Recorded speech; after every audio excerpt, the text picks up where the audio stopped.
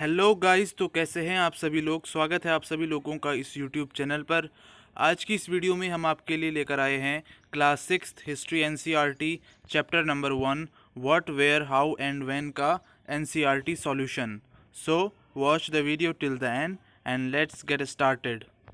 तो देखिए स्टूडेंट्स, सबसे पहले है फर्स्ट क्वेश्चन है मैच द फॉलोइंग। ठीक है, तो इसका आंसर देखते हैं। तो देखिए सबसे पहले है नर्मदा वैली, और इसको आप मैच कर देंगे हंटिंग एंड गैदरिंग के साथ, क्योंकि जो नर्मदा वैली है इसके किनारे पे जो लोग रहते थे वो अपना पेट हंटिंग करके यानी शिकार करके और गैदरिंग यानी जंगल से भोजन इकट्ठा करके पालते थे। ठीक है, तो ये इस तरह से अपना भोजन इकट्ठा करते थे और खाते थे। उसके बाद आगे देखिए, आगे है मगधा। मगध जो है वो क्या था, द फर्स्ट बिग किंगडम था। तो मगध को आप द फर्स्ट बिग किंगडम के साथ मैच कर देंगे। ठीक है, फिर है गारो हिल्स, और ये है इसको आप मैच करेंगे अर्ली एग्रीकल्चर के साथ, क्योंकि जो गारो हिल्स है ये उन जगहों में से है जहाँ पे इंडियन सब कॉन्टिनेंट में सबसे पहले एग्रीकल्चर स्टार्ट हुआ था, एग्रीकल्चर का डेवलपमेंट हुआ था। ठीक है, आगे देखते हैं इंडस एंड इट्स ट्रिब्यूटरीज।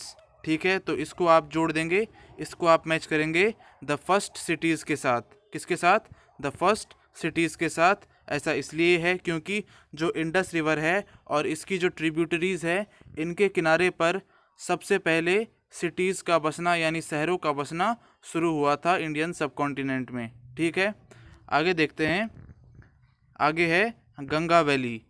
ठीक, तो इसको आप मैच करेंगे सिटीज़ अबाउट 2500 ईयर्स एगो इसके साथ। ठीक है, तो देखिए जो गंगा वैली है इसके किनारे पर 2500 ईयर्स एगो सिटीज़ का बसना यानी शहरों का बसना शुरू हुआ था। तो इसलिए आप गंगा वैली को मैच करेंगे सिटीज़ अबाउट 2500 ईयर्स एगो। आगे देखते हैं, list one major difference between manuscripts and inscriptions. तो आपको क्या करना है, आपको एक डिफरेंस बताना है मैन्यूस्क्रिप्ट्स और इंस्क्रिप्शंस के बारे में। ठीक है, मैन्यूस्क्रिप्ट और इंस्क्रिप्शन के बीच में आपको एक डिफरेंस बताना है। तो देखिए, तो इसका आंसर होगा मैन्यूस्क्रिप्ट आप लिखेंगे सबसे पहले, और इसके बारे में आप लिखेंगे the old book written by hands are called manuscript. ठीक है, तो क्या है, जो बहुत पुराने टाइम में, उस टाइम जो है प्रिंटिंग मशीन कंप्यूटर तो होता नहीं था, तो क्या करते थे, हाथ से किताबें लिखी जाती थी। तो बहुत पुराने टाइम की जो हाथ से लिखी हुई जो बुक्स हैं जो आज मिलती हैं वो उन्हें कहा जाता है मैन्यूस्क्रिप्ट। ठीक है, और आगे देखिए, they are usually written on palm leaf, है ना। तो ये क्या था, ये पाम के लीफ पे, यानी एक पाम नाम का पेड़ होता है उसकी जो पत्तियां होती हैं उन पर लिखी जाती थी मैन्यूस्क्रिप्ट, या और on specially prepared bark of a tree known as birch which grows in the Himalayas. तो हिमालयाज में एक क्या है, एक पेड़ हिमालयाज में एक पेड़ उगाया जाता है जिसको कहा जाता है बिर्च। ठीक है, ये पेड़ हिमालय में उगता है बिर्च, इसकी छाल निकाली जाती है और उसको कागज़ की तरह पतला बनाया जाता है ना, और उस पे उसको लिखा जाता है। उसकी मदद से वो जो छाल थी जिसको कागज़ की तरह पतला बनाया गया था उसको कागज़ की तरह यूज़ किया जाता है, उस पर लिखा जाता है। तो इस तरह से ये जो मैन्यूस्क्रिप्ट थी ये बनाई जाती थी।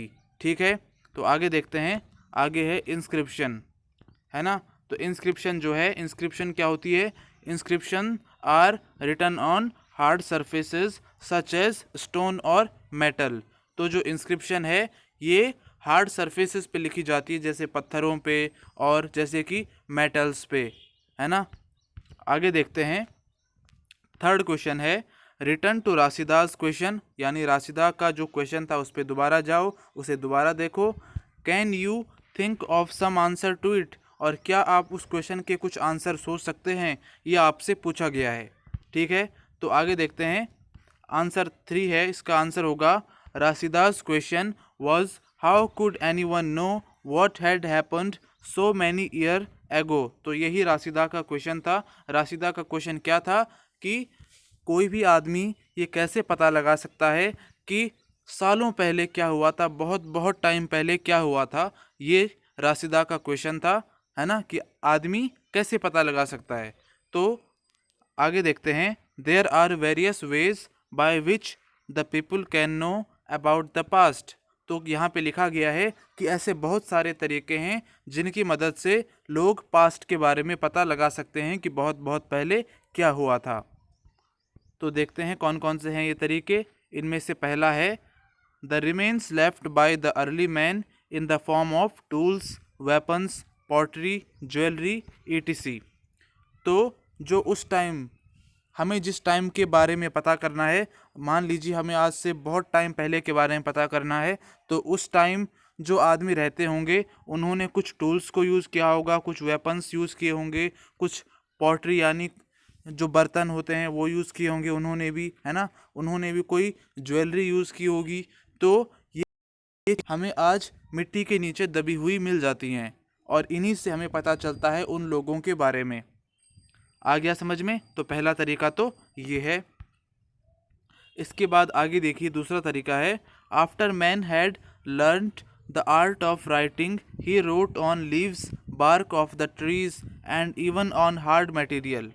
तो जो इंसान था जब उसने लिखना सीख लिया था, तो उस टाइम के आगे का जो भी है वो हमें कई जगह लिखा हुआ मिल जाता है ना, जैसे कि पत्तियों पे और पेड़ की छाल पे और हार्ड मटेरियल पे जैसे कि पत्थरों पे और जो है मेटल पे। तो ये चीज़ें हमें उस टाइम की लिखी हुई मिल जाती हैं जो कि अभी तक नहीं मिटी हैं, है ना। तो ये चीज़ें हमें लिखी हुई मिल जाती हैं जो उस टाइम के लोगों ने लिखी होंगी। तो इन्हीं से हमें पता चलता है उस टाइम के लोगों के बारे में। We have been able to read the script of these people. तो हमने क्या किया है, उन लोगों ने जो कुछ लिखा वो हमने पढ़ लिया है ना, और उससे हमें पता चला है कि उनका जीवन उस टाइम कैसा था। इन मैनी केस, ऐसे बहुत सारे एग्जाम्पल्स हैं, ठीक है। तो आगे देखते हैं। Make a list of all the objects that archaeologists में फाइंड। तो ऐसे सभी ऑब्जेक्ट्स यानी सभी चीज़ों की एक लिस्ट बनाओ जिनको जो है आर्कियोलॉजिस्ट ढूंढ सकते हैं। Which of these could be made of stone. तो ये पूछा जा रहा है कि ये जो चीज़ों की लिस्ट आपने बनाई, इनमें से कौन कौन सी चीज़ें पत्थर की बनी हुई हो सकती हैं, है ना। तो देखते हैं इसका आंसर। तो इसका आंसर है the archaeologists study the remains of buildings made of stone and brick. जो आर्कियोलॉजिस्ट हैं ये क्या करते हैं, रिमेन्स ऑफ बिल्डिंग ढूंढ सकते हैं। Remains of building made of stone and brick, है ना। रिमेन्स ऑफ बिल्डिंग का मतलब है कि उस टाइम जो है बहुत टाइम पहले लोगों ने अपने लिए रहने के लिए घर बनाए होंगे, तो वो घर जो हैं वो अब उसी तरह तो बचे नहीं होंगे, वो टूट गए होंगे। तो टूटी हुई अवस्था में वो बिल्डिंग्स मिल जाती हैं आर्कियोलॉजिस्ट्स को, ठीक है। और ये जो है ये स्टोन से बनी होती हैं या ब्रिक ईंटों से बनी हो सकती हैं, है ना। उस टाइम की जो बिल्डिंग्स है उनके जो खंडर हैं वो मिल जाते हैं आर्कियोलॉजिस्ट को। और इसी तरह से पेंटिंग एंड स्कल्पचर्स, ठीक है। तो पेंटिंग्स मिल जाती हैं, उस टाइम लोगों ने कुछ पेंटिंग बनाई होंगी तो वो मिल जाती हैं आर्कियोलॉजिस्ट को। और स्कल्पचर्स यानी कुछ मूर्तियाँ आदि सामान मिल जाता है इनको आर्कियोलॉजिस्ट्स को।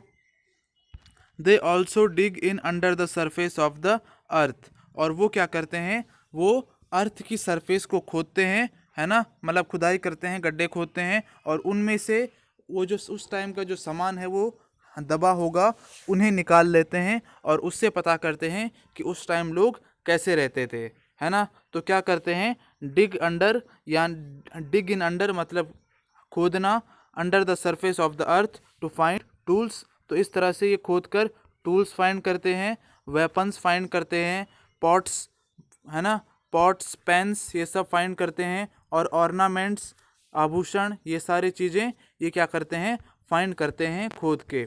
और इसके साथ साथ ही उस टाइम के जो जो कॉइन्स वो लोग यूज़ करते होंगे उनको भी फाइंड करते हैं, है ना। आगे देखते हैं। Tools and weapons could have been made of stone. तो जो ये टूल्स थे यानी औजार थे और वेपन्स यानी हथियार थे, ये पत्थर के बने हुए हो सकते थे उस टाइम के, है ना। तो पत्थर से बने हुए ये हो सकते हैं tools and weapons. Building were also made of stone, और जो बिल्डिंग थी वो भी स्टोन की बनी हुई हो सकती है। आगे देखते हैं क्वेश्चन नंबर 5।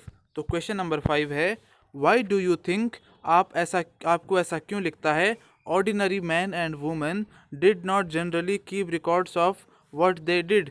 तो पूछा जा रहा है आपसे कि आपको ऐसा क्यों लगता है कि उस टाइम जो लोग रहते होंगे, जो आम आदमी रहते होंगे, वो अपने किए हुए कामों का रिकॉर्ड नहीं रखते होंगे। तो ऐसा आपको क्यों लगता है? तो इसका आंसर देखते हैं। आंसर है, the ordinary man did not keep अ यहाँ पे रिकॉर्ड होगा, ठीक है। तो यहाँ पे आप इसको रिकॉर्ड कर लीजिएगा। ये रिवॉर्ड लिख दिया मैंने गलती से यहाँ पे, तो ये होगा रिकॉर्ड। तो ordinary man did not keep a record of what they did because they did not know how to read and right.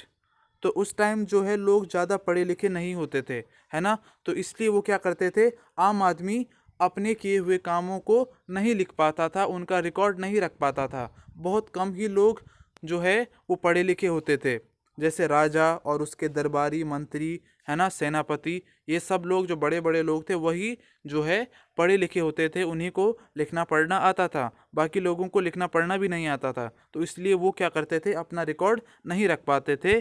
There was a specialized class of people called scribes who recorded all the events, है ना। तो एक खास तरह के लोगों का समूह होता था, लोगों की जाति होती थी, जिन्हें स्क्राइब्स कहा जाता था। क्या कहा जाता था?